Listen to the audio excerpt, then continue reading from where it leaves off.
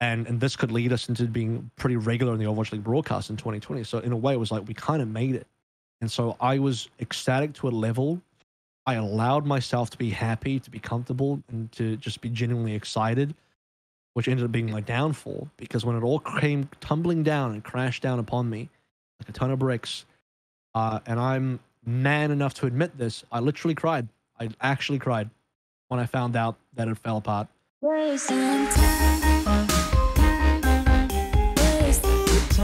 You know, let's talk about Gauntlet, because this is another pretty big step in your career. Obviously, it's, I guess, a bit of a step up from the Pacific Showdown, and you know, it's that you're starting to get in, right? If that makes sense, you're starting to get in with the in crowd. Yeah. You're working in Korea. You're making money moves in Overwatch.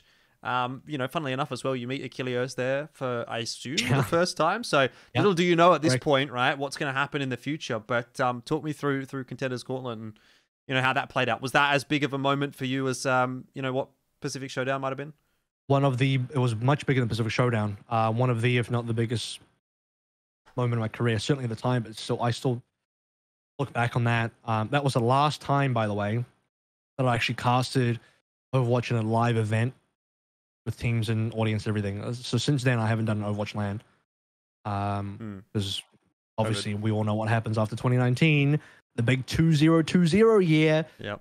But in Gauntlet, so it was Pixie and I, Jaws and Leg Day got on, and then they bring over Achilios and Wolf as well. So how they ended up doing that was Wolf and Achilios were trying to get back into, because they just done their first season of the Overwatch League in 2019, and they were returning to Korea from LA. And I think it was some visa stuff, and like, you know, if they work through Blizzard Korea, something, then visa wise, it helps them get. I don't know the full thing there, so I'm not going to try and say the story, but it was part of that kind of deal to logistically help them out to get back into Korea. Anyway, so they're brought onto broadcast for that reason, and also to kind of like mentor us Contenders guys as well. That's the first time I met Jaws and Leg Day, who would also eventually become Overwatch League casters. First time I met Achilles and Wolf, who I looked up to at the time as well, and still do, in terms of their reverence and what they had brought. Because they, after Monty and Doa, you know, Achilles was the next guy in the LCK with like Papa Smithy and stuff. And Papa Smithy is one of my all-time inspirations, who I also met kind of just hanging out with the people in Korea during the Gauntlet time, because we basically went out for drinks every night. And I incidentally met guys like Tasteless and Papa Smithy, two really important people that have shaped my I was going to say shape my career in an indirect kind of way. So guys that directly shaped my career would be more guys like Doa, who I've like had a ongoing conversation with. But you know, guys like Papa Smithy were just hugely inspirational to me, because I looked up to them in terms of what they brought to the table, and their style and their expertise, and how they delivered the color casting. So yeah, I looked up to, you know, Achilles. Wolf was killing as well. He's obviously a fantastic. He's doing LCK now, and it was just a great event, because my first time in Korea, and as someone, we go back to 2005 now, as someone that's from way back then, as early as 2005, and that was just my first memory. Might have even been earlier than that. I remember watching these VODs. Some of them were like in 240p and maybe 144p. VODs, if not streams, of these Korean StarCraft matches, and be like, man, I would love to go to Korea. All the esports there, blah, blah, blah, all this kind of stuff. Oh, Korea is the place, and it's the mecca of esports. And now finally in 2019 is my first time in Korea. And one of the coolest things I got to do was actually go to the, there's like a Kesper museum. Kesper is the Korean Esports Association. They're basically the Korean government recognized, you know, group that they're basically like, yeah, they're the Esports Association. They're the board. They're the guys that almost lawmakers as far as esports goes. So, and they have a museum inside of the OGN building, which is on GameNet. OGN ended up closing down, but that studio ended up being bought up by Freak or somebody, I can't remember who. In that building, I can't remember what floor it was. I saw some photos. They have a Hall of Fame museum of all the StarCraft stuff from Brood War, and that just like brought me all the way back. All the guys I looked up to in terms of my favorite players. They had the hand sculpts. They put the hand. It's like the Hollywood Walk of Fame. They have those sculpts up there. All the trophies, all the photos. It was like, man, this is one of my favorite memories of all time. But also casting that OG studio is a legendary studio because that was a studio that they broadcasted LCK from for the longest time. Yep. They also broadcasted most people remember preceding Overwatch League was Apex Overwatch in 2017. They did all the Apex Overwatch broadcasts from that studio as well. So now I got the broadcast out of that studio. So it's a legendary studio in that sort of sense as well. And I remember the highest level games, we had to share the games. Achilios and Wolf did the grand final. Jules and Leg Day did the losers final, and Pixie and I did the winners final. So doing the winners final of that. And our game was, so the winners final was a 6-map game, losers final was a 4-0, and the actual grand final was a 4-1. So in a lot of ways, we probably got the best game there. We also got the Korea versus Korea game with the Runaway versus Element Mystic rivalry, which is huge. And that for the longest time was my cast I was the most proudest of. That was the cast I would give to people. Like, if I wanted to show people what my best work was, I would have given them that cast for the longest time. Yeah, two big names, definitely. And maybe that event was a bit of a springboard for your career, but we get to the point where 2020 maybe takes a different turn, you know? 2020 has different ideas for AVRL and for esports in general. I think there's a lot to actually get to here in 2020. So I kind of want to go through quite a number of topics that aren't all necessarily related to Overwatch. Obviously, many people would know you sort of picked up Valorant as well, so there's that. Yep. I think the first thing to sort of get out of the way, though, is COVID. Obviously, COVID is a big deal. 2020, I'd love to get COVID out of the way. Yeah, so would I. I would love it if it didn't exist in the first place, because it's done a lot for some people's careers, or done a lot of things that I wouldn't have liked for my career. Anyway, how does COVID sort of impact you, right? Because this is like the worst time, I think, for COVID to probably hit for someone like you, who in the last 2 years has really felt like he's solidified some sort of position within the Overwatch community. You've hit 2 big events in 2019. You're talking to all the right people. You're going to all the right events. You're doing all the right things. You're going to MEOs, you know, you're doing arena stuff, and then boom, 2020 hits and everything stops. So what happens to your motivation? What happens to your drive? What happens to your career in 2020? Well, let's do this by timeline. So things are going fine.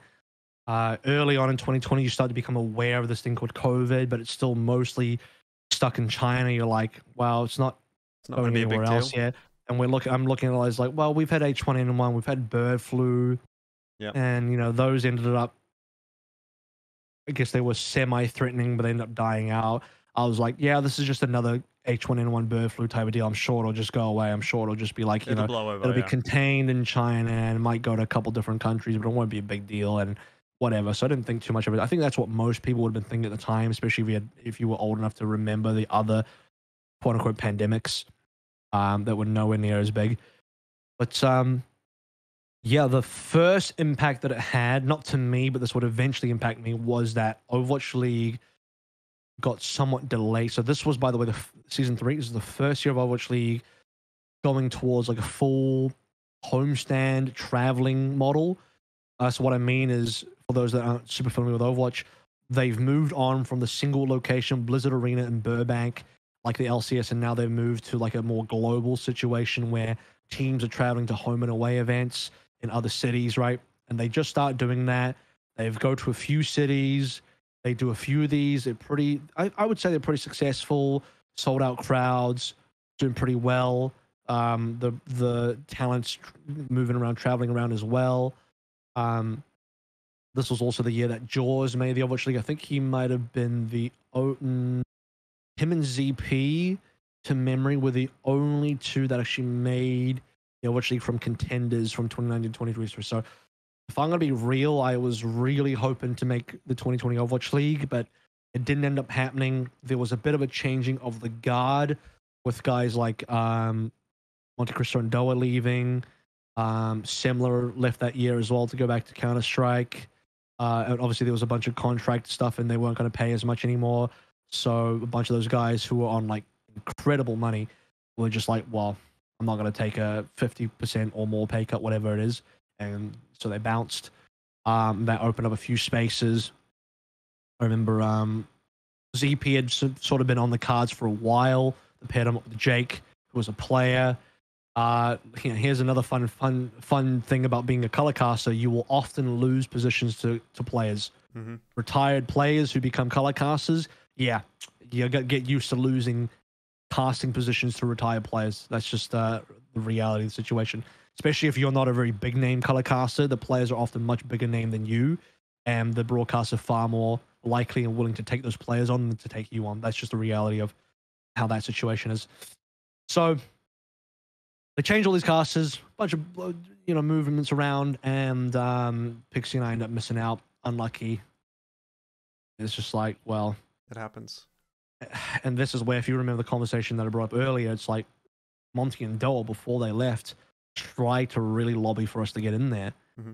But, again, the two major factors there were that Monty and Doa were on their way out, so their influence was waning, and eventually the influence would be none. And they weren't on particularly great terms with the league at that point anyway.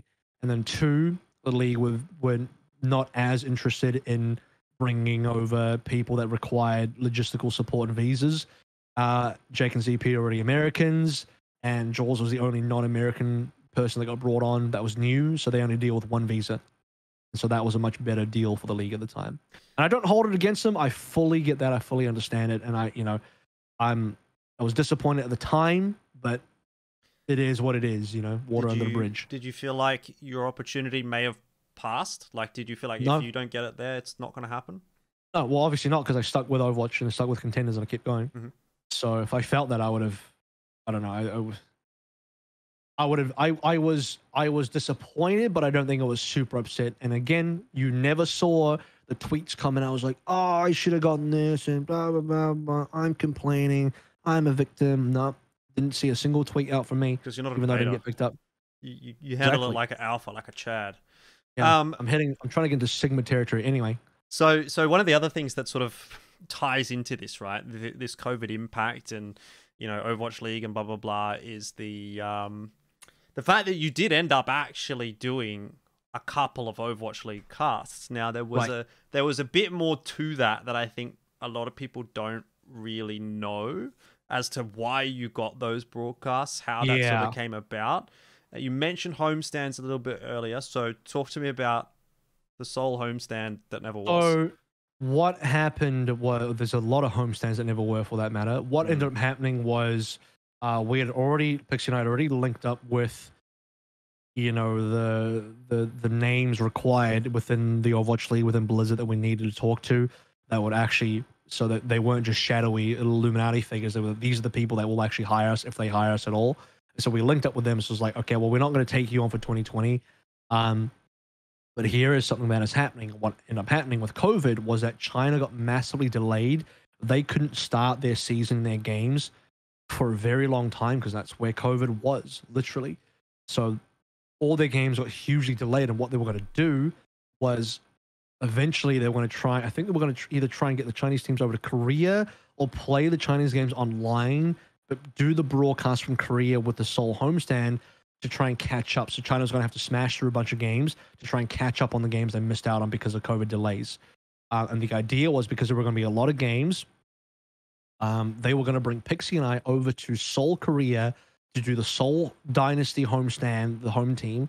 They want to do a homestand with a bunch of the Asian teams, with the China catch-up games. And we're going to be there for like 2 to 3 weeks or something like that, with Achilios and Wolf. And we're super happy about that, because already know them. We've already worked with them. They like us. We like them. It was going to be sick. Hanging out in Korea was sick as well, because those guys, having lived there for so long, they took us out and showed us all the good places. We had drinks and went out to food like every night. It was just an awesome experience, and we were dying to do that again. And we're like, we just went to Korea. Let's go again. Let's go round 2. We had agreed on a day rate. We signed a contract. They were literally, they being Blizzard, were literally in the process of booking flights for us and sorting out visas. We were in conversation, a correspondence with like the law people, like the whoever handles law at Blizzard, because we're doing visas. We're doing visas to go to Korea. It was that serious? It was that far along? And then one day, you wake up, you see on the news, huge COVID outbreak in Korea, 500 plus cases. I even remember the exact outbreak. It was the lady who was infected, who went to a church and infected the whole church, giant church, and then it just fucking spread. And that was like not quite patient zero, but like that was the patient zero for like the gigantic outbreak in Korea. So everything paused. We're waiting. We're like, oh shit, what does this mean? Is it delayed? Are we gonna wait till next month? Like, what does this mean? A couple days later. How naive.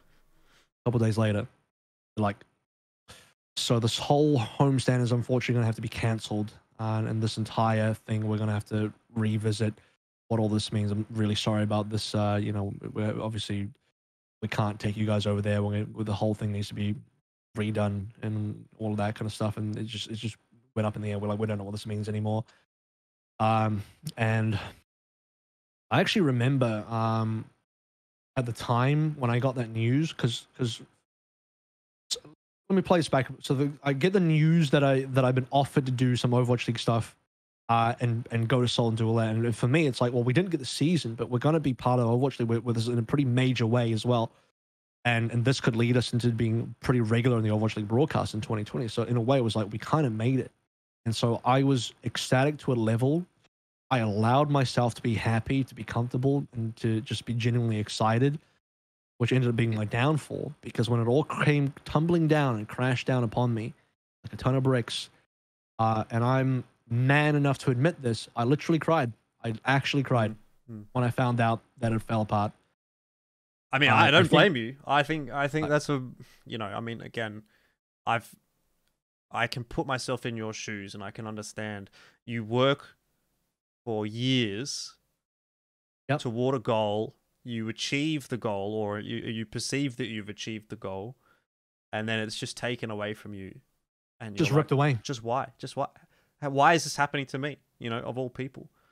I mean, so that's a negative Deus Ex Machina moment. If it's some positive ones, that's a negative Deus Ex Machina. Well, like, hand of God just came down and fucked me. There was. I mean, I know this is completely unrelated, but I don't know if you know Ejim, the League of Legends caster. Something very similar happened to him, and I'll just very briefly mention it because I think he was going to go. I don't know him personally. I don't really talk to him or anything like that. But the story that I've heard is he was going to go to cast LCK in Korea, and it was all sorted. He was ready to go.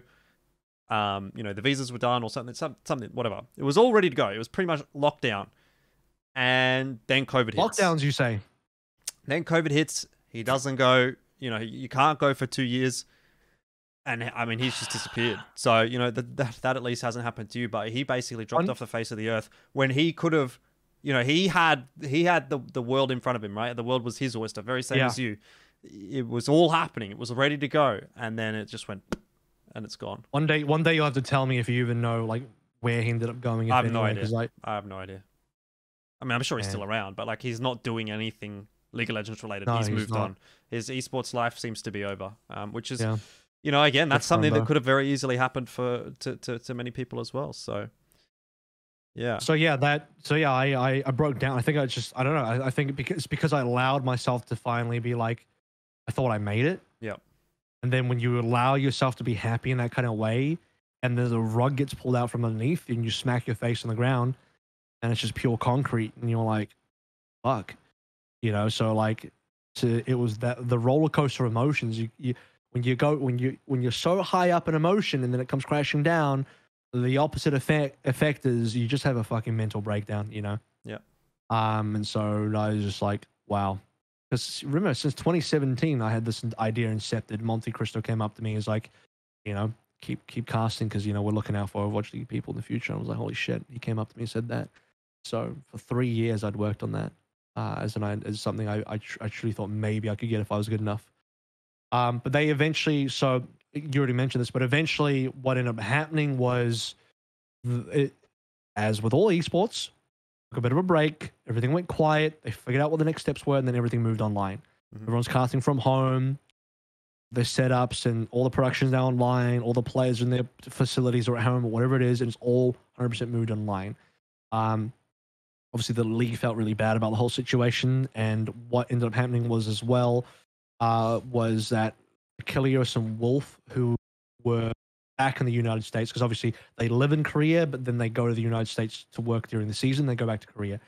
But because they were in COVID, they're like, well, can we spend COVID in Korea instead? I'd rather spend COVID in Korea because that's where, you know, their girlfriends who would eventually be their wives. Because I went to, the reason why I was in Korea in November was because Achilles got married. Anyway, so they wanted to go back to Korea because that was what they considered to be home. That was where their stuff was. So they did that. Overwatch League helped them get back to Korea, but that was a bit of a trip, bit of a journey. And it took place over a certain period of time where they would end up missing out on casting. And so they needed people to fill because I think the only other two casters they had that were, because they were rotating casters in and out. But I believe basically they just like, well, Killers and Wolf are traveling, so we need two people to fill for them. Pixie and I were the first to get that call because we had already been kind of on that list. We were going to do Seoul anyway, but then obviously COVID happened, so they came to us first. So we were ecstatic. We're happy to do that. Now that was all good, except for one thing. Because it's all online, fairly janky, we didn't have any of the equipment.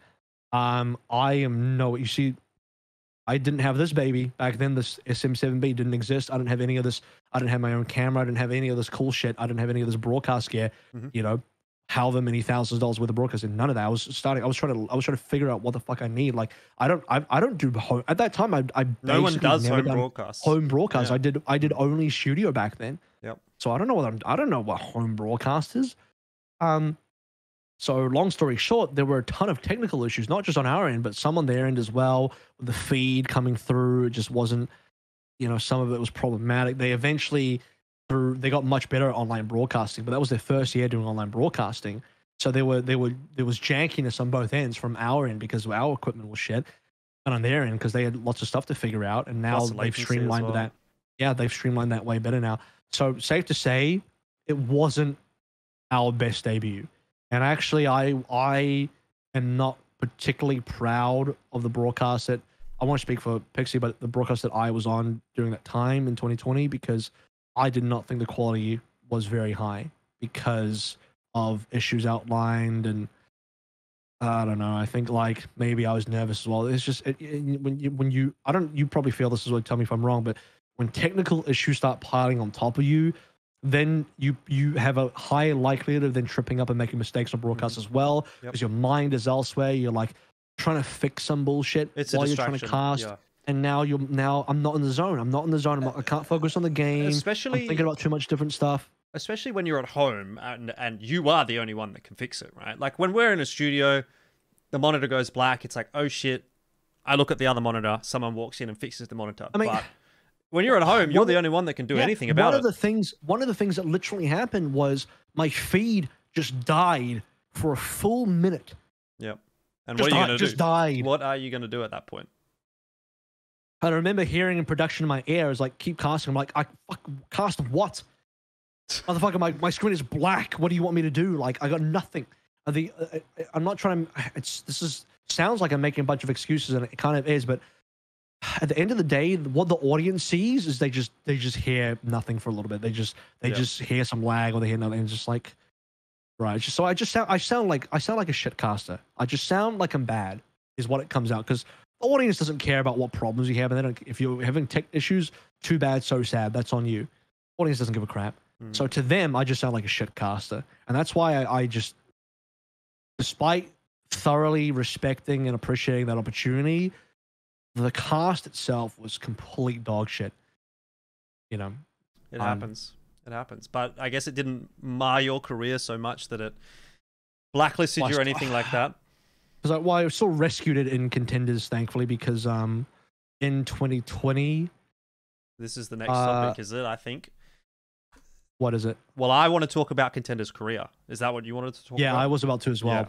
So let me just set the stage, obviously, because you've not done any Contenders Korea up to this point. Nope. But now, I don't know, because at this point, I'm kind of checked out of Overwatch. I think I've taken a bit of a step back from Overwatch. I'm not really paying as much attention as I had been. You still did Contenders Australia that year, I believe. think so. That was my last year doing it. But as far as global Overwatch is concerned, I'm not really, involved because I'm like, well, it's not happening for me. If it was ever going to happen, COVID has completely fucked it, and I was never even on the radar to begin with, so whatever. Anyway, my assumption with this is you are doing Korea because no one else can, basically. I think for the global system, COVID kind of fucked everything. Not entirely true. It was online, so technically anyone could. Yeah. We were chosen to do it because we were still seen as the premier duo at the time, but outside of Overwatch League. What was the circumstances around the initial Korea broadcast? Was there a broadcast happening from Korea at the time, like prior to COVID? And they got shut down because of COVID? What I'm trying to figure out is how does this actually come to you outside of, you were chosen? Like, how does it stop going from where it was to where you are? I believe the Contenders season...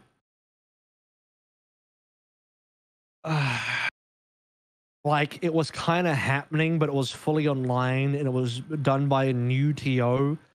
And they were having issues. I remember the broadcast quality was not high. Again, I think in 2020, everyone had teething issues. I'm not blaming anyone. It's just everyone had a lot to learn because everyone's shifting to a fully online system where I think a lot of people weren't used to that yet. And also that a super bad time zone if you're from, not from the Pacific side of the world. Yeah. And so eventually what happens is, again, this is where Dan comes back in the picture. He says, would you like to... And obviously...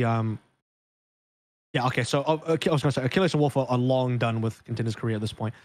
So Dan comes to me and is like, would you and Pixie like to be on Contenders Korea? I'm like, oh, fuck yeah, of course. Because the other thing is, that people have to remember is Pacific died.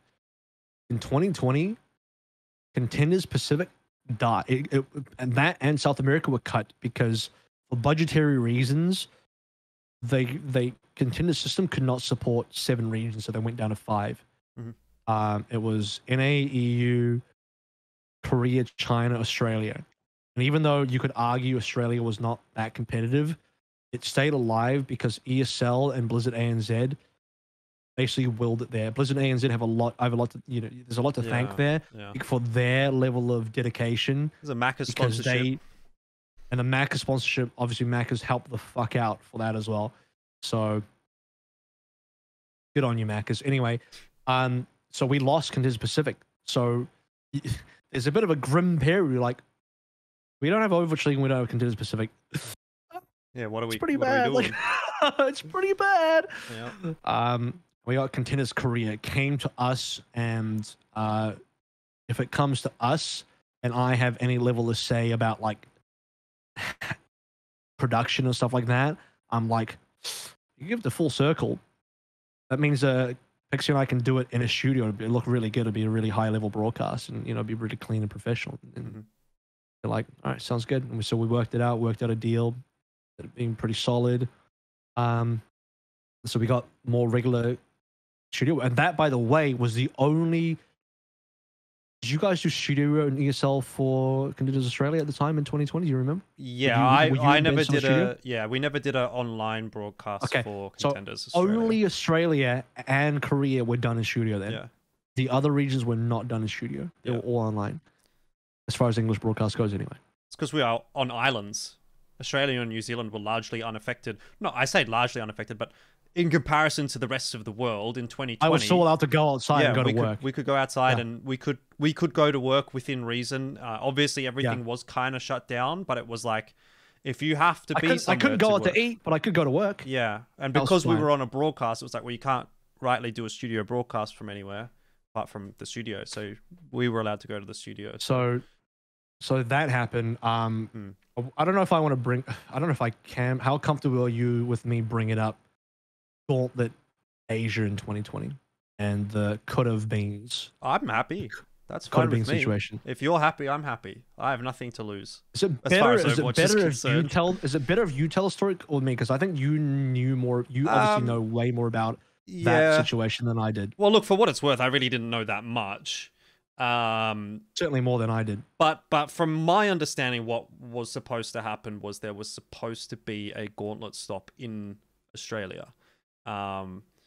The ESL Australia was going to have a hand in. Obviously, ESL Australia was doing Overwatch Contenders Australia. They had this working relationship with Blizzard. They'd done the World Cup stop in 2017 that you mentioned. That was a big success. Everyone loved that.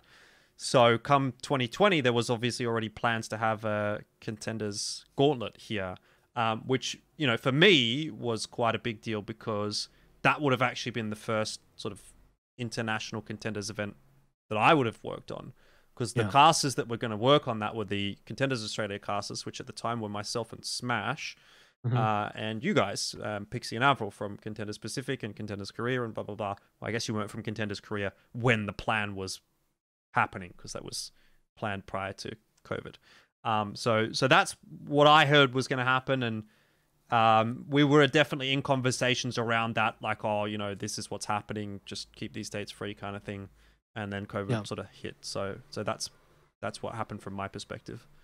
And then from my perspective, what ended up happening was I'd heard the rumors of what you spoke about. But then obviously when that fell through, the Gauntlet Asia stuff ended up going to full circle and Pixie and I ended up doing it. A fun fact about that is I did that from Australia. So that was the first broadcast I did from Australia. So I found a gap in my broadcast schedule to move to Mac's house, where I currently still am. There's Mac right here. Yeah, everyone who's just tuned in, like, wondering who is that guy behind AVRL, because it's my fitness inspiration guy. No one from Overwatch would understand who that is. This is my fitness inspiration guy right here. Bitspo. Everyone's like, is that Pixie with really buff with the glasses? No, it's Jacked Pixie. Yeah. Anyway, so we've skipped over to Valorant. I don't know if we still want to talk about, but we get to I mean, let's talk about you moving to Sydney first. I'll finish this story first. So okay. So I've already met Mac through MEO way back in the day, because I think it was the first MEO I got put in a no, it was the second MEO. Sorry, because the first one I was with Pixie. Second MEO it was just me, not Pixie, and I was put in a room with Mac. So we roomed together. We were supposed to. And so we met up and we did some swapping things where Mac then ended up rooming with Bilski and I ended up with Smash, which I regret because Smash snores like a motherfucker. And I don't know if Mac snores. Anyway, that's how I met Mac. And fast forward to 2020. Talk about Valorant more in depth, but essentially Mac and I have done Valorant together at this point, so we know each other pretty well. And Mac's got a place, he's got a room available. And like my spider sense tingle was like, this is probably my chance to move to Australia, because otherwise I'm thinking, how the fuck do I go to Australia if I don't move somewhere that with some people I know has internet? So here's what I know: Mac and Yummy, who live here, they are both casters. They cast from home. The internet's obviously good enough if they're doing that, which is extremely important for me. Secondly, because they're casters, I know that I'm not out of place there. I'm not the one flatmate making a bunch of fucking noise yelling into a microphone. We're all kind of doing that, so we all get it. So there's a couple difficulties for me moving internationally. Is like, well, how do I look at places? How do I move into with new flatmates? And it's also awkward the other way around. It's like, do they really want some guy from New Zealand where they can just pick up someone locally who they can meet in person? Like, it's just a whole different story. And I can't get a good inspection if I'm not there in person. And living with randoms as well is like, are they going to get it? I'm going to be esports broadcasting. That's going to annoy them. Like, is it going to work out? It's going to be hard. Is the internet going to be good enough? So this was like just a one-stop shop that solves all my problems. I was either going to live with Mac and move in with them or not at all. And I was like, in my mind, I was like, I either do this now or I have to wait another year or several years. And in my mind, part of the reason why I moved was also because I expected Valorant to pop off big in Australia, and if it was going to be the case, I wanted to be close to Riot OCE, and before Riot OCE exploded. But I wanted to be close to Riot OCE, and I wanted to be close to the stuff happening in Sydney, because that was where the Valorant was going to pop off.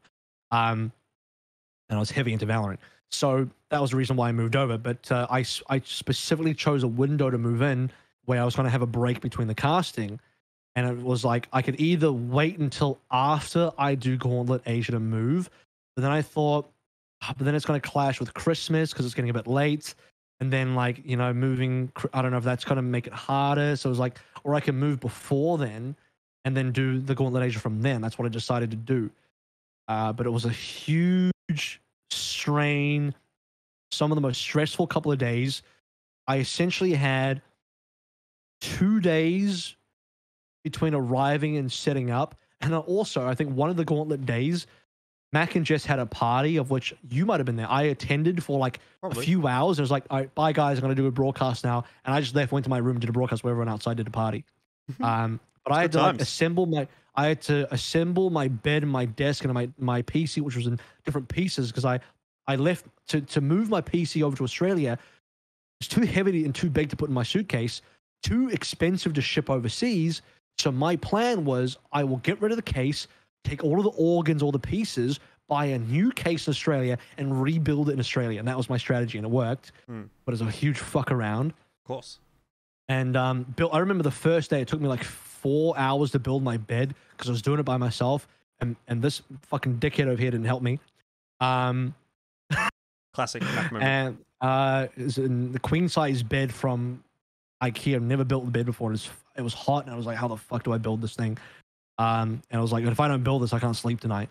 And the next day I had to build my desk. It was just it was 2 days. It was 2 days of like strenuous, like stress to get this done before broadcast.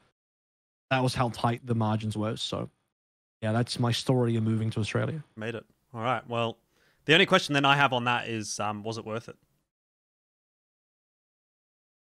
Yes and no. I mean, I think the longer I'm here, the more worth it will be, because obviously Valorant went different directions in Australia.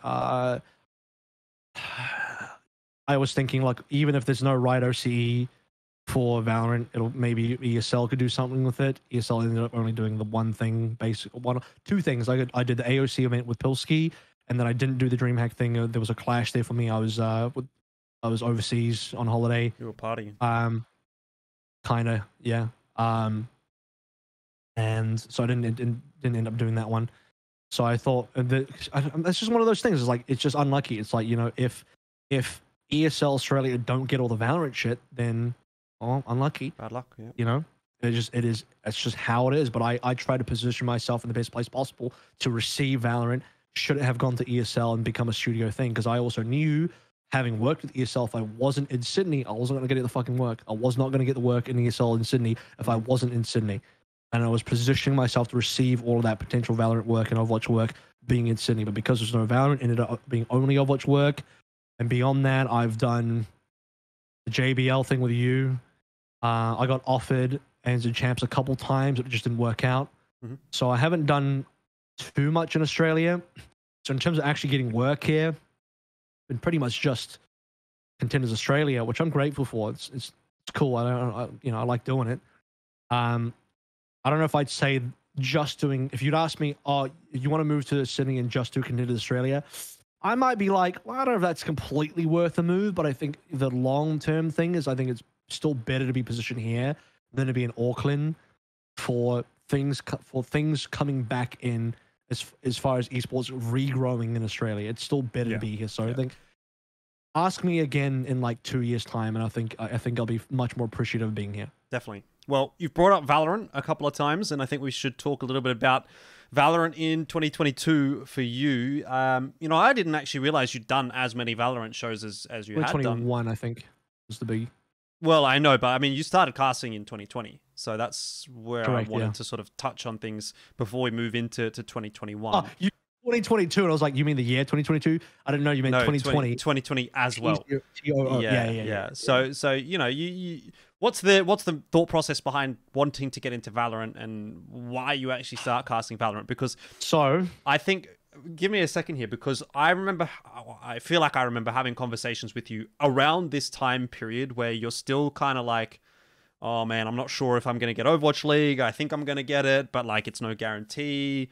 Right. What are the alternatives? What should I do?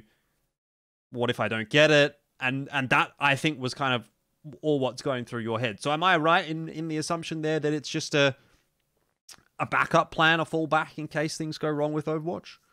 Yes and no. I think I guess if I say hedging my bets, then you could say it as like a backup plan, but I didn't see it as a backup. It's more like an A1, A2 rather than an A and B, if that makes sense. So, and this isn't just me, like, I'm just going to get on whatever the next game is. I have legitimate interest in Valorant. As an FPS caster, FPS player, long-time FPS competitor player, whatever, I legitimate interest. Also, consider that Valorant is a game that, whether Riot likes to admit it or not, takes a lot of inspiration from hero shooters like Overwatch, given that they do their own shorts and cinematics as well. And they are trying to inject a bunch of personality into their characters. They, they try and do very unique characters with their own skill sets and their own abilities and ultimates. Where do they get the idea of doing ultimates from? You can't, it's obvious. I mean, you can't deny it. It is a lot of inspiration from Overwatch. So for me, it's a very straightforward transition. Although I say that, it is a game that plays far more like Counter-Strike, and that was a big learning curve for me. I had some history with Counter-Strike, but not at a high competitive level, not at a professional level. I hadn't casted Counter-Strike yet either. So it's a lot of learning for me to do. So I spent a lot of the early stages of pre-Valorant learning Counter-Strike, heavily learning Counter-Strike. I probably should have come to you, but I guess I'm just one of those guys that I just hermit myself down and I just get deep in the books and just go through all the guides and go through a bunch of professional VODs and go through different people's analysis of whatever to learn Counter-Strike. And I did learn a decent amount in preparation for Valorant. But here's strategically what I'm looking at. So here's a couple factors. One is, regardless of whether I get Overwatch League or not, I don't currently have it in 2020. I did a one-off event, but I don't have Overwatch League. Having another option, hedging my bets, is important because if I don't get Overwatch League, I have other options. Number two is it puts pressure on the Overwatch League as well. It's like, hey, I actually have other options. Do something about it. This is a conversation I've had with Miles the Ross before, where he's like, Activision basically pounced on him because he was also potentially doing Counter-Strike as well. And, it's like, you have to, on some level, here's a secret about being a caster. You kind of do have to pit the TOs or the games against each other sometimes a little bit to give you leverage. Leverage is the most important thing that exists, is the sad reality of it. You're only as, it's the correct quote here, you're basically as valuable as you are irreplaceable. So the inverse of how easy it is to replace you is how valuable you are. So you have to be kind of irreplaceable. And doing Contenders Korea is great. And Contenders Korea, by the way, really, I think, pushed my reputation up, at least with the public, with the audience, because that is a premier broadcast that people pay a lot of attention to. And, if you're on Contenders Korea, and this still stands today, generally people pay a lot more attention to. So I grew my brand a lot from Contenders Korea. That, in terms of at least public attention, people really liked me on that broadcast. And part of the reason why I'm actually still on it and still doing it. Anyway, so I get into Valorant. I've learned CS. I'm ready for Valorant. I get into it. I get into beta on day 2. So if you remember back then, the way they did beta drops was you had to watch these streams of people that had the alpha. And then if you were lucky, you'd get a Twitch drop for the beta. And what I had essentially done is because I was very keen to get into the beta, I'm not sure a lot of people were, number one, the beta actually wasn't open to Australia and New Zealand. It was not open for us, Oceania. That's number one.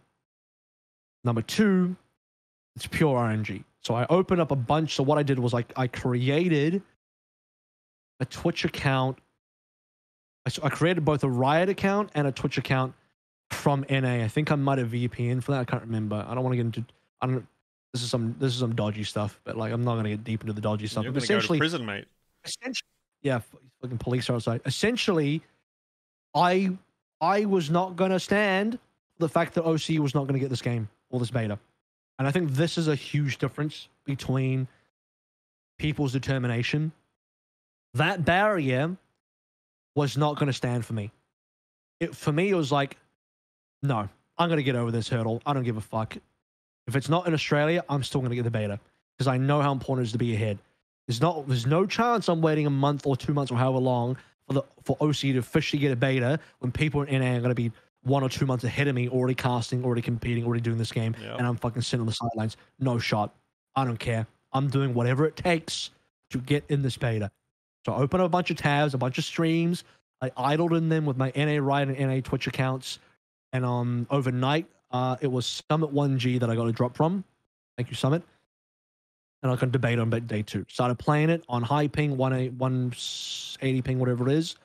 And that same weekend, I remember it was a weekday. It was like a Thursday or something. I got the game, and then on the Saturday, I did my first cast for Valorant. And it wasn't a big cast. It was just a mock cast, just a practice cast. It was just a whatever throwaway cast. Here's a fun fact, and this person might actually be listening to this episode. A fun fact of who that person I casted was with was Dion Komodo. Was the first person I casted Valorant with, and he knows because he remembers. You know, we often look back on that fondly, and from there, you know, I try and get my feet wet with whatever little events are popping up. I'm trying to talk to people I know, different TOs, people involved in TOs, other casters, whatever, trying to link up. And I end up linking up with some NA stuff because the other thing about what I understand about casting is some strategies. Is A, if there's a new game dropping, you got to be in early. B, do some relevant regions because unfortunately, OC is geographically challenged. And here's 2 things. 1, OC is geographically challenged. No one gives a fuck anyway. 2, we didn't even have the beta officially. So the only people that played it were guys like me who were desperate to get in. And with a small handful of players who were really desperate to get in, there wasn't enough of a scene to actually start anything. Everyone's playing on high ping anyway. It's ridiculous. So by circumstance and also strategically, it was a right move for me to target NA straight away. It's no point in doing Australian stuff. So I targeted NA. I got through different people I knew to try and get into stuff. And the first event I get on, if you look in Wikipedia, it has D-Man and Golden Boy on it. It was fucking insane. Second event I get on has Baller TW on it. Now, Baller is now one of the main Valorant guys who I believe is most likely going to be on the franchise this year. So he was a big Fortnite cast before. This is my first time meeting Baller. Super cool. I think I actually casted a game with him as well. And all I did was we were both on the same tournament. I just reached out. I was like, hey, we're both solo casting. Let's hook up. That was all that took. And then through I hold Shift, who was doing Call of Duty and some Overwatch at the time. I sort of knew him. He sort of knew me. We linked up, and he had an in with this group called Checkmate Gaming, who did Call of Duty stuff. So through him, we did that. Did some O stuff when O started coming up. The first reasonably large Valorant event it did was Valhalla Invitational. If you look at that, and who was on it, it was Mitchman and Banks. Mitchman is one of the main EU VCT Valorant guys now, who's going to be on the Valorant franchise and stuff. He's one of the top 2 duos in EU, him and Tom Biz. And Banks is a huge CS guy. You know who Banks is. He does he does a bunch of CS majors. Mitchman came from CS as well. Mitchman came from CS as well. So that's how I hooked up with Banks and Mitchman. So yeah, and then I do all of that. I hook up with Team Liquid a little bit as well. And I just move through slowly. I'm just, I treat myself as a completely new person.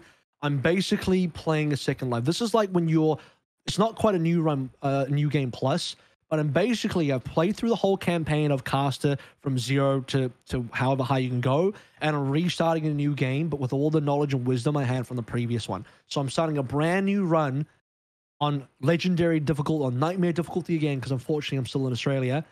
But at least I'm equipped with insane knowledge about what I'm supposed to do. And in my opinion, I would have made all the same moves again, maybe some moves slightly better, but I think I made all the correct moves I needed to do in a brand new game to get to where I was, because I eventually ended up on VCT North America, which was probably the biggest, most important, at least domestic product at the time for any Valorant, outside of like the EU stuff. So in a VCT in 2021, because this is obviously this is pre-franchising, and VCT at the time just was tier 1. This is tier 1 because it had all the literal best teams, and I'm casting Sentinels, I'm casting, the TSMs and stuff. I have VODs of casting TSM, Sentinels, 100 Thieves. I have VODs casting guys like Hiko and whatever. I've those VODs are there. I've footage from that. I've done that. That was so basically climbing through from grassroots to as high as I can go in VCT. Now, the only thing I didn't get to do in Valorant was I never got to do an international. I never got picked up for Masters. That was about it. But outside of Masters, I went about as high as I could ever go. And I peaked at, I think I did the lower bracket final, which is the second most important game before the grand final. That was the highest level event I did. It was a lower bracket final for a VCT in a qualified to get into Masters. So it was basically the grand final was what qualified you directly into Masters, and I did the one game before that. All right, so 2021. Now, this, I think, is probably the biggest year of your career. Is this the year of AVRL? I was watching a show that you did with Yiska. I don't know how long ago, maybe a year ago, maybe 6 months ago, something like that. But he said, this is the year of AVRL. So what do you think? 2021, big year for you. You get hired for Overwatch League finally. COVID's starting to die down maybe a little bit. Is 2021 your year? I didn't even hear that from him, so I don't know what show that was, but I'll have to go back and find out. I can find it for you. It was definitely the biggest year in terms of career, because this was the year that I did both VCT NA and Overwatch League at the same time. So I basically did 2 Tier 1 products together alongside each other simultaneously, which is like wild. That was such a peak for me. So, I mean, first of all, I think the biggest thing that we do have to talk about is you getting Overwatch League, right? So this has obviously been something that's been brewing, you know, for a little while. We talked about how COVID really impacted that and how you were sort of getting in and, you know, how it seemed like it was on the cards. But talk to me about finally getting hired for Overwatch League. What were the circumstances that led to you sort of finally getting that offer? How you reacted when you got the offer, and obviously linking up with Achilios as well. There's quite a few things that we probably have to go through here. So just tell it from your perspective, and if I've got any more questions that I want to sort of fire in, I'll take it as we go. So from my perspective, apparently everyone but me knew that I was on the cards for Overwatch League in 2021, because all the people like Uber and Achilles and stuff behind the scenes already knew that I was being targeted, but in my mind, I knew I was legitimately just dumb and didn't know anything. Like somehow, like all the stuff had been happening behind the scenes, and I'm just like completely blind to it, and I'm focusing on me. This is my first year in Australia because I moved December 2020, just before Christmas, right? So, okay, 2021 is my first actual year in Sydney. Oh, by the way, this is the year in Sydney where lockdown started coming in, at least for me, big time. I don't know what the rest of 2020 for you was like in Australia, but 2021 in Sydney was like big lockdown year from at least from my memory. Yeah, so there was some low points though before the Overwatch League stuff. There was some low points, and that is that always that period at the start of the year where you can be unsure about what you're going to get, and there was a legitimate moment where I was about to have a mental breakdown where I was like, oh, I might not have anything. Like, I don't know if I have... This is before I was going to get VCT. This is before I was going to get Overwatch League. And I was working out. I was like, okay, but if I do Contenders Australia and Contenders Korea, I might still just be afloat. But then I lost Contenders Korea. Yeah. Now, if you go back in history, you'll see that I actually got it. But there was a bit of that is a whole other topic that I want to talk about, by the way. So let's not get too deep into that. But it's all sure, but it's all this all like feeds in the same thing, because this is all feeds in how I got Overwatch League. Is essentially in my mind, I thought I lost Contenders Korea because we can get into the nitty gritty of it, but it fell apart for me, went out of my hands. I got reverse Deus Ex Machina, and just like it's one of those unlucky things that happens, right? You get really lucky things that happen, super unlucky things that happens. Yeah. And I ended up turning it down. I had to turn it down because if I didn't turn it down, I was gonna completely ruin myself. And you know, I think still to this day, I'm obviously I came out ahead and came out on the bit better off for it, but it was like the hardest thing for me to do because I'm ruining that income stream by turning it down. I remember sending like a very, you know, I don't want to say heartfelt, but it was certainly like a very genuine from the heart, but also serious email to Dan. I was like, look, I'm gonna end up turning Contenders Korea down for X and Y and Z reasons, and you know, blah blah blah blah blah blah blah. And you know, this is not what I want, but this is what I have to do. Sorry. And I didn't know. At that point, I thought I was going to lose everything. I was like, I basically just have Contenders Australia left. And even then, I don't think we had locked down Contenders Australia. That was more just like, I'm here. I know they want to work with me, but I don't have a contract yet. So at that point, I legitimately had nothing planned, and I didn't know when I was going to start having work. And I'm not particularly rich at this stage because I paid a lot of money in different things to, get over to Australia, because moving is expensive, especially when you go international. So yeah, I was like in a really bad place, and I was just basically like, I had to seriously consider like, do I need to go into full-time streaming or something? What are my options here? And so I started streaming like 5 days a week, and I got, I got some pretty good results from out of that. I think if I kept doing that, I might have had a future like regularly streaming with 150 viewers or whatever. But I don't think, obviously, I prefer to be a caster and a streamer. I don't enjoy streaming the way I do casting. It's just a very different experience. And then I think one day on stream, I was like, this is the day that I had to turn down Contenders Korea because bullshit happened. And I was like super fucking sad on my stream. And I was just saying, I was like, I put up the tweet. And I remember Uber got behind it as well. And, shout out to Mitch. He's such a fucking genuinely good person. He got behind me and backed me. And I'm not even an Overwatch League person. He just backed me because he's a bro. And put some real heat on Contenders in the TO for this as well. And during that stream, I was like, yeah, I think I've just lost everything. I think I'm just going to be a streamer now. I was genuinely upset. And I got a message afterwards from Achilios. And he goes, hey man, have you heard anything from the league yet? And I'm like, no.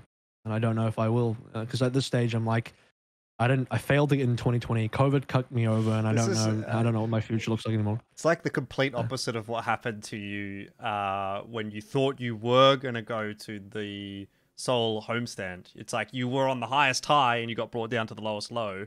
Now you're almost at the lowest low and you're about to get brought up to the highest high. Yeah, well, I mean, I legitimately thought I had nothing. I legitimately thought I just lost everything at that stage. And then Achilles was like, can we have a call?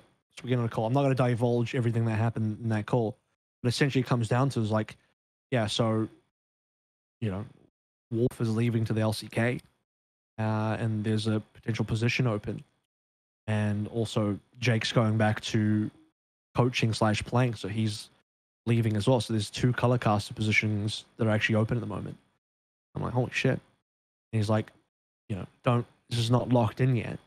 But don't get your hopes too high up, but your name is in there for one of those 2 positions, either with me or with the ZP. And I was like, holy fuck.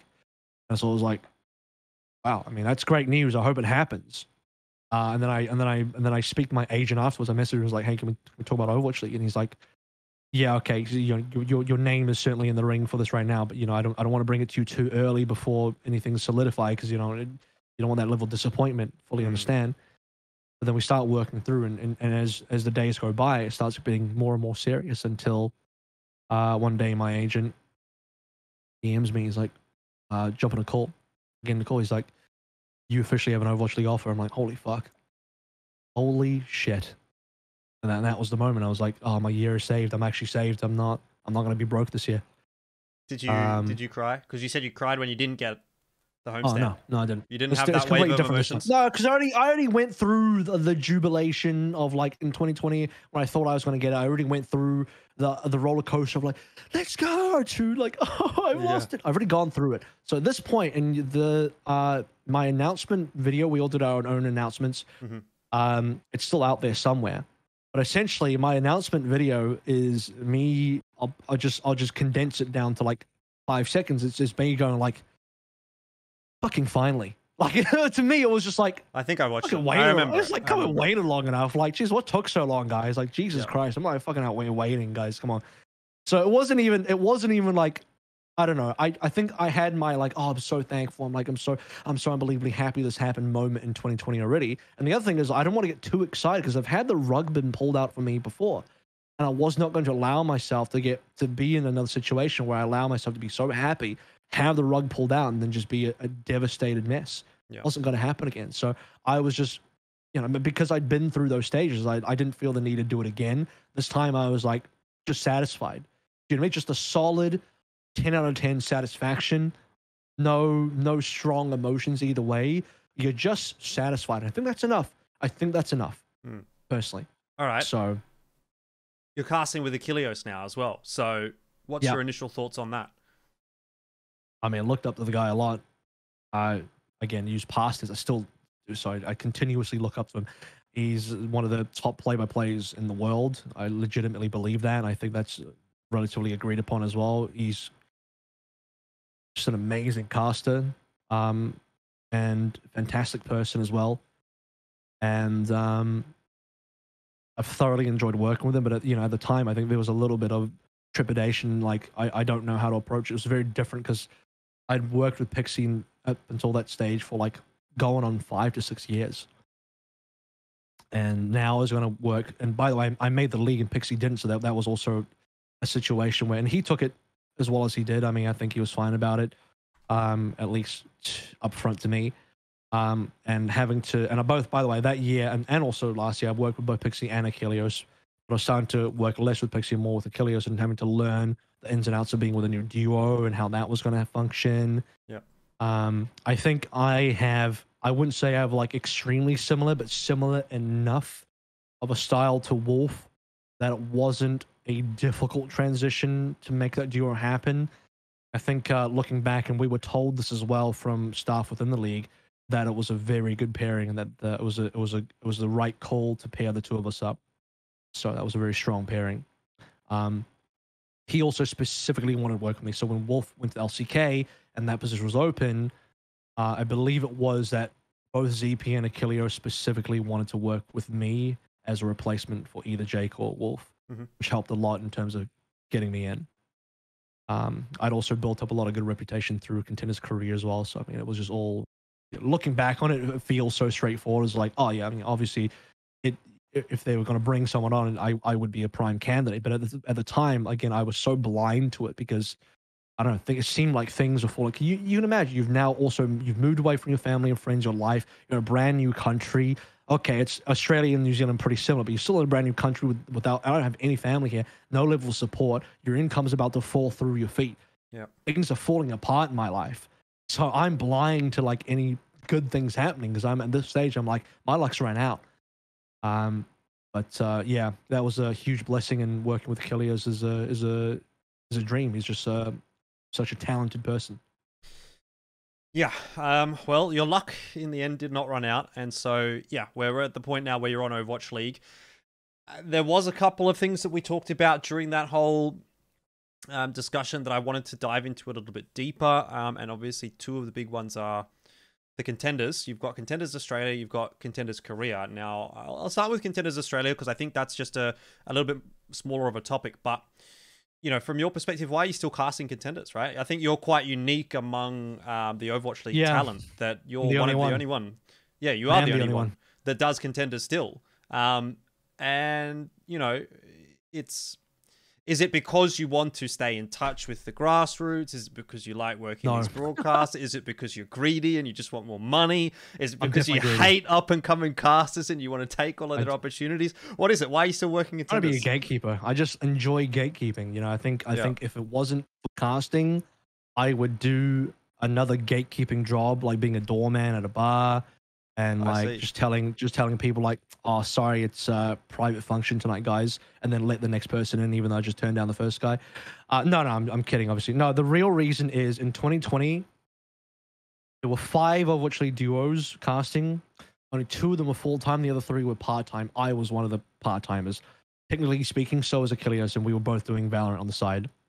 And so to sort of round out the income, it was and also I wasn't, because I was part of I was not exclusive, and so it was preferential for me to like round out my income with doing other things like contenders, VCT, basically whatever I could get my hands on to add it to the pool. Because could I have just done Overwatch League alone only in 2020 I made it, I guess, but I don't think it would have been comfortable. I think it would have been, I think it would have still been somewhat of a strain. I would have had to like I would have had to maybe heavily budget.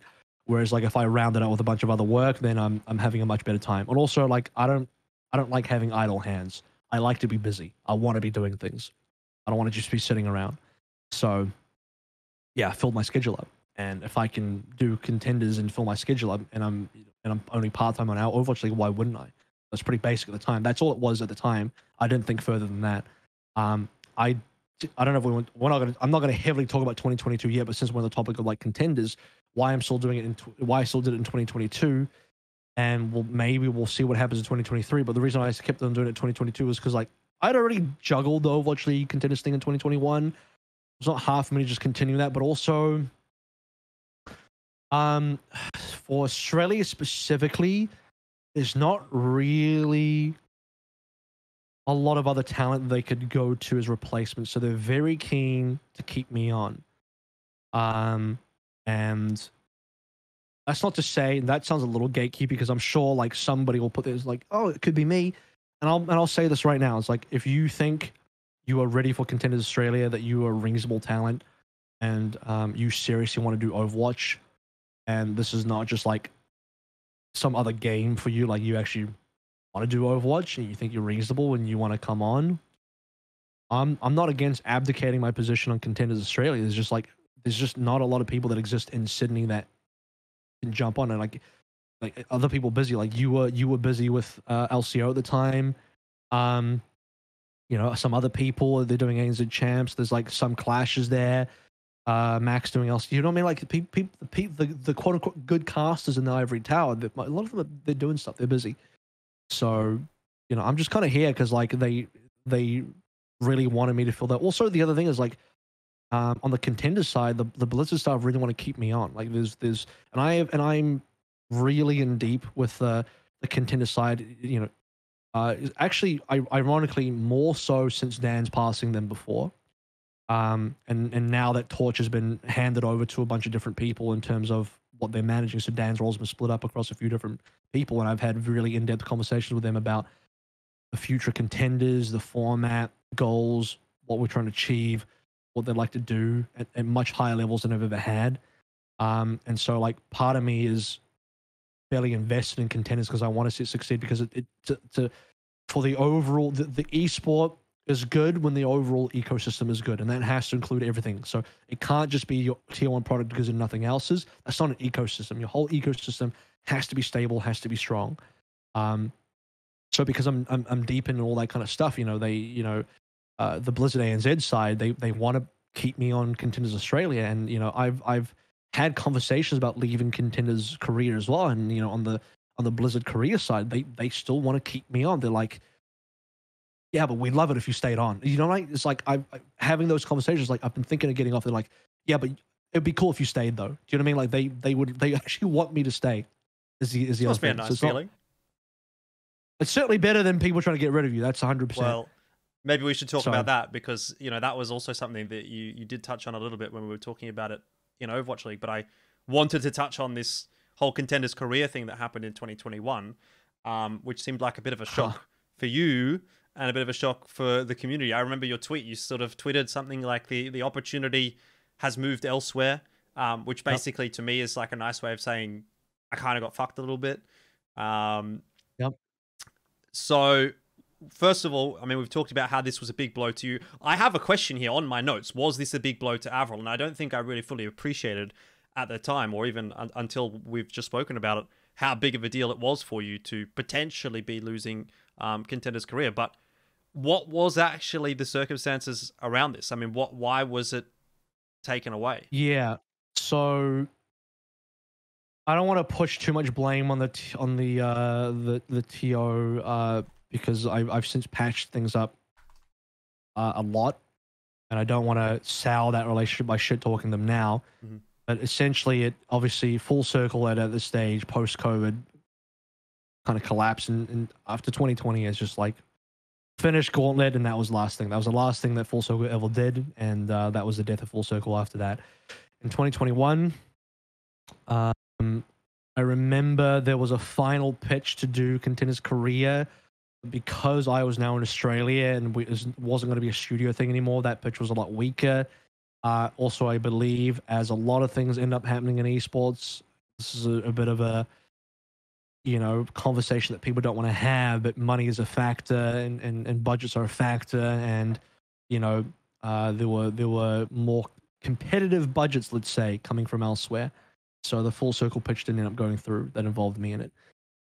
So the Contenders Korea broadcast moved to another TO, another organizer. And that organizer, again, this is in the past, and I've since patched this up, but at the time, just to tell the story accurately, that negotiation process between myself, Pixie, and that org did not go well. First of all, they had locked down 4 other casters. Was it 4 other casters? I think it was more than that. I think it was 4 duos. That means 8 other casters before they even came to Pixie and I. And they originally weren't even going to talk to Pixie and I. And the talent manager at the time, I don't have firm confirmation on this, but just based on the conversation, I don't think she actually knew who Pixie and I were. And I'm not saying that from a pretentious position, like, how dare you not know me? But, like, we did Contenders Korea. Yep. All up until that point, and they didn't even talk to us. That is actually something that really pisses me off a little bit, because it's happened not directly to me, but it's like, if the broadcast has gone from one TO to the other, I think it's at least first thing you do is look at the last broadcast. You look at what happened on the previous broadcast. Like, at least do your research and at least reach out to the people that were involved and say, hey, are you interested in still being involved? Because I think it's just rude. It's just rude. It is rude. It's very rude. But anyway, that's besides the point. It's not like they thought we were shit, because we were clearly, I mean, you're on Overwatch League. I was about to be next in line for Overwatch League, and we were we were widely agreed upon, or pretty much unanimously at the time, to be the premier duo outside of the Overwatch League. So it's not like we were shit. They just legitimately, I just think this specific person who, I think at the time I was pissed, but now, whatever, it's water under the bridge. I don't personally hold grudges, and I can't be bothered being hateful. I can't be bothered holding grudges or like holding on to long-term negative vibes like that. So I don't care anymore. But I just don't think they really knew who we were.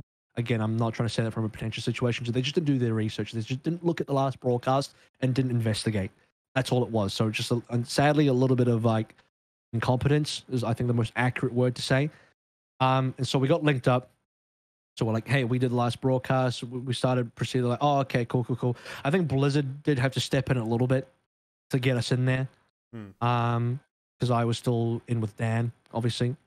And we get to the negotiation part with the rates, and the rates were fucking shocking. Like, even by 2021 levels are shocking. Like, it was, I don't even want to say the number. It was bad. It was so bad that I would do significant damage to my career by taking the rate. Significant damage by accepting that rate. And so this is what happened. We had the back and forth. I was like, this is ridiculous. And then I went to Dan. I was like, sorry, I have to turn this down. And, this is the X or Y, Z, and all these different things. How they've gone through the process so far. They didn't approach us. We had to go to them. They already have like 4 duos. By the way, trying to split. So this is a broadcast that Pixie and I did, just the 2 of us, that they now want to have 8 people on. And then I said no. I went on my stream. I'm not trying to go on my stream to have sympathy. Because I was legitimately like a full-time streamer at the time. I'm just being honest with my audience, because they're going to find out eventually that I'm not on this broadcast. I'm just going to announce myself and say on my own terms, hey, I've decided not to go with them, and I'm not going to be doing Contenders Korea. It was just literally, I'm not trying to earn any points. I'm not trying to like, I didn't even name the TO. I didn't in my none of my public messages at the time, whether on my stream or on the tweets or whatever, I didn't publicly name anybody. Nothing. I didn't even name an organization. Nothing. Just said the opportunity was moving away, and I was no longer going to be on it. That's it. And then Mitch Uber came out to bat for me, and he started a series of tweets, and he put insane levels of public pressure on this TO. And it was a combination of the fact that Pixie and I were fairly, I'll use the word beloved for that region, that broadcast. Not being on there was a huge shock. On top of then Uber, who's a huge personality and huge person in the Overwatch League, Overwatch space, esports space, putting mad heat on this TO that basically they were, they were under major public scrutiny. And they had to backtrack. They had to sort of go back and look at what they could do. And eventually, and I think at this time as well, Blizzard came back to the table. Dan's like, hey, sorry, dealing with some stuff at the moment and haven't been able to reply. And I feel kind of bad at that. I didn't send it heated. I sent a very respectful, a very genuine email about why I was leaving and all this kind of stuff. And I look back and now at the time, I realized part of the reason why what the stuff he was going through was his cancer treatments and all that. So I don't hold anything against him. Obviously, he ended up passing away. So I kind of feel fucking bad about some of that kind of stuff. But also, I was gonna have to tell him I'm leaving the broadcast. I wasn't just gonna disappear. Anyway, so with enough pressure and Blizzard also come to the table, they essentially doubled the rate to something acceptable. Still not really what I wanted, but they argued it's like, well, you're doing it's like a half day. It's like maybe acceptable for a half day. I'm like, fuck it, we'll take it. We'll accept the half day. But I was like, but the broadcast, if the broadcast and my agent negotiated this part, if the broadcast goes over this amount of time, you have to pay double that as a full day rate. Is what it is. And actually now, as far as the half day rates and stuff like that, I no longer accept half day rates unless it's for like a travel day or a rehearsal. Half day rates don't exist for me because I'm not taking another broadcast that day. If I'm only working half that day, I'm still only doing just your broadcast in the day. You still have to pay me the full day. That's my entire day. I don't do half days anymore. But I basically accepted some shitty half day thing at the time just to get it across the line. But I don't think I've ever done that. I met them in the middle. I met them in the middle because they were willing to meet me in the middle. I was like, fuck it, we're at least moving in some direction. And eventually Pixie and I just got on and we did it. So because I stuck to my guns with a little bit of outside help from Uber as well, I ended up coming out better off by saying no and being at a fairly low, I'm not going to say my lowest, but being at a fairly low point where I'd basically only contenders left and I was about to say goodbye to it of my own volition, of my own choice. Part of me forced to, but I was of my own choice because I don't want to bring myself down to that level, even though it was the only thing I had left. And I still made that choice. It was one of the hardest things I had to do because I knew it was the correct thing to do. And it ended up working out for me because I ended up getting both Overwatch League and getting a better deal on Contenders Korea. Yeah, and so obviously you've got a lot of work when it comes to Overwatch in 2021. But one more thing before we move into 2022 is, you are still working a lot of Valorant events in 2021 as well. You sort of mentioned you were on VCT NA, and that's quite a big deal. So you're not only at the top of Overwatch, you're now starting to get to the top of Valorant. I just want to know how you're sort of juggling both Valorant and Overwatch, and not to mention just Valorant and Overwatch, but also like the tier 2 of Overwatch as well. So it must have been a massive year for you. It was a busy year. It was a busy year for sure. And like I said, I like to keep myself busy. I don't like idle hands. I like to fill my schedule. There were legitimate times, I'd have to go back and check my calendars, where I had, I think one of the periods was 8 days in a row of casting. And at different time zones as well. Because NA for the VCT, that was in the morning. And Overwatch stuff is typically at night because it's in Asia. And some of those were back to back. So I don't recommend this, but sleep wasn't always premium. I didn't always get the most amount of sleep. So coffee and Red Bull is how I got through a lot of those. Bouncing between game to game, I think, as you would agree, a lot easier as a play-by-play and much more difficult as a color caster. But I put in the time to be as involved as I could to keep up with the metas, keep up with the strategies, keep up with the teams, the stories on 2 different games at the same time as much as I could. And I think I still did a pretty good job because I still look back on my cast in Overwatch League in 2021 and the cast that actually involved some of the top teams in VCT in 2021.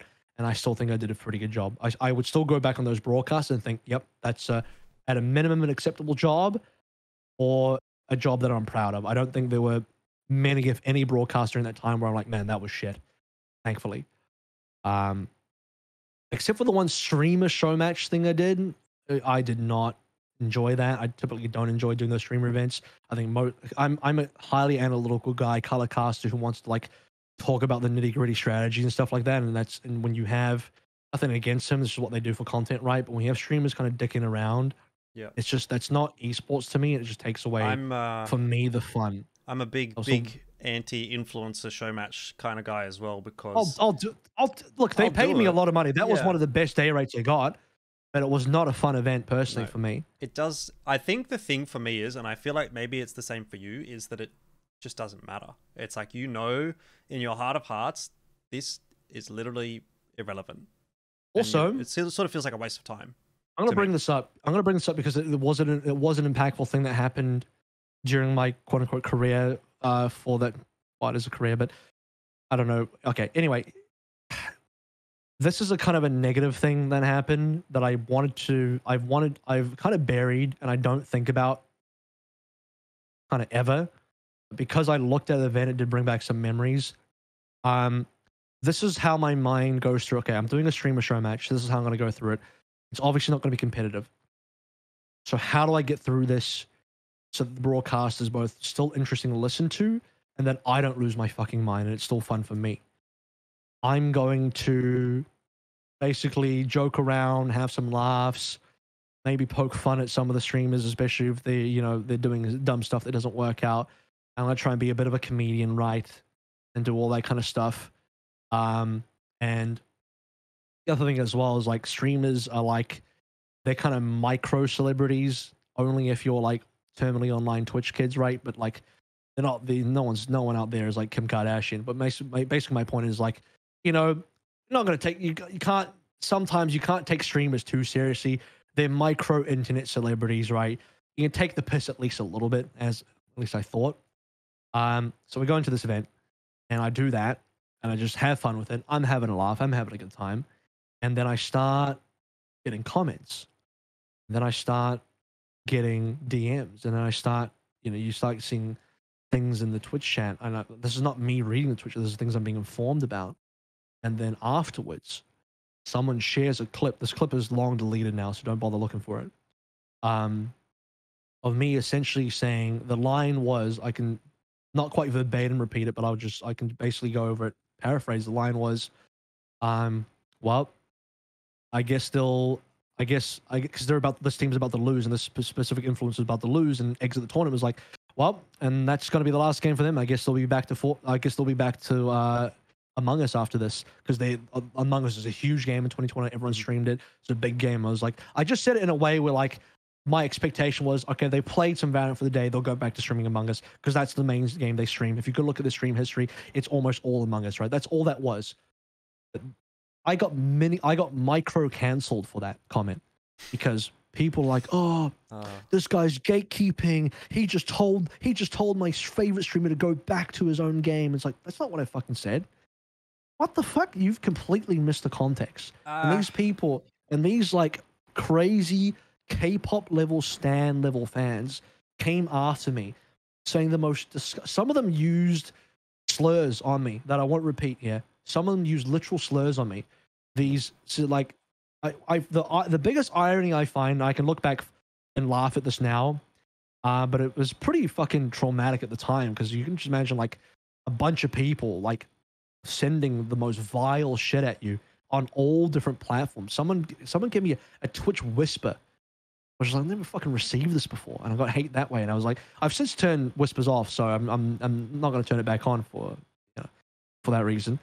But just like the people who like are trying to defend their idols, these parasocial relationship people who are like out there who think they're good people, but then send me slurs. Like, what are you doing with your life? Like, how have you come to this stage? It's just the most fucked up thing. So I had that experience as well. So yeah, streamers. And the funny thing is, the streamer I said it about, I DM that person who I'm not going to specify who it is. I DM that person, and they took it well. They're like, oh yeah, it's cool, don't worry about it. And I said, look, sorry, I'm sorry if it came off as offensive. I was just joking. This was lighthearted. There's zero ill, no malice whatsoever. I'm truly sorry if this. And they're like, no, it's fine, if it's sure. So the person who I apparently was targeting, according to these fans, didn't even give a fuck. They did not even care. The fans were like, they had the pitchforks out, like you wouldn't fucking believe. The irony is they were defending someone who didn't even give a fuck, who wasn't even offended. This reminds me of two things. Situation. Reminds me of two things. One, during my career as an Overwatch caster, I remember I was playing Overwatch and I was playing ranked, and there was someone on my team, and this was when Symmetra was like not a hero. You just didn't pick that character. Still not a hero. Whatever. Anyway. Terrible. And there's Symmetra mates, right? They love that character. Whatever. You're allowed to love a character. But if you're playing ranked and you're refusing to swap and your character's doing nothing, I'm pretty unhappy. So I made a tweet. I was like, what is it about the worst fucking characters in the game that make people want to one-trick them or something like that? And then I said, like, looking at you, Symmetra mates, or some shit like that. I fuck it up. I really fucked up there. So I had all the Symmetra army come and attack me on Twitter. So there was that. And then the other thing that it reminds me of is Yinsu. Do you remember when she made some kind of joke about a Valorant player or something? I can't remember exactly the circumstances, but she made a joke. Something about them getting kicked, I think. She was like, oh, he might be off the team or something like that during a cast or during a desk or something like that. And she got a lot of hate for it as well. This was like before she really had established herself as as one of the premium talents. Fuck me. I think it's something about the new generation of players that is sort of coming through, the kids that are kind of getting influenced, the guys that are coming up through Valorant, that are sort of taking this stuff a little bit too seriously. Like the banter isn't kind of hitting exactly where it would with maybe a different generation of players. So that's my 2 cents on that. I just think it's I don't know about players. The only run-ins I've had with players is during VCT NA. Obviously as an analyst. No, I'm not talking about the pro players. I'm just talking about players, like gamers. Right. In general. Yeah. Well, the thing is like the kind of people that went after me, I don't even know, I guess they're gamers, but they're more like, I would just straight up say they're psychotic fans, or like they're literally in parasocial relationships with these people. Parasocial relationships. And this is how I can prove it. Some of them literally think they are that streamer. Because some of the Twitter accounts I get, they have literally copied the name of said streamer, use their profile picture, and otherwise, if you look through their tweets and their interactions, they pretend they are that person. That is very weird. I shit you not. I'm not joking. These are some of the level of people. These are level of mental damage coming at me. Like people who literally think they are the person they watch stream. How do you get to that level? You need help. You need serious help. Yep. But the reason I know there's a long tangent. I love going on tangent, but the reason why I brought that up, because what does that have to do with esports in my career? I think it was a huge learning moment, because that did. I privated my Twitter for a little while, and these little dickheads were like still adding me. It was like, oh, he privated his Twitter. I'm like, what is, like, what the fuck? Do something else with your life. Again, at the time was pretty fucking traumatic. It was like, Jesus Christ. But like now I look back on it and I'm thinking, man, it's just so sad. These people live such sad lives. And like, the internet has really fucked some people's minds up. Yeah. But it's a learning experience that allows me to deal with, I guess, negativity better, because once you've dealt with that, anything else that's less intense than that, it's like water off your back. Yeah. Water off your back. I couldn't give a flying fuck about a negative comment in Twitch chat these days, because, like, you know, I've had some truly vile, nasty shit thrown at me. So my skin is far thicker than it was before. Is my learning, and the reason why that's relevant for people in this industry is because you're a public figure, and at some level you are going to get hate. And if you are of certain demographics, you're probably going to get more hate than other people. So I think going through this experience, although it was pretty nasty and I wouldn't want to go through it again, I learned a lot from it. And I think those were valuable lessons. That's why I brought it up.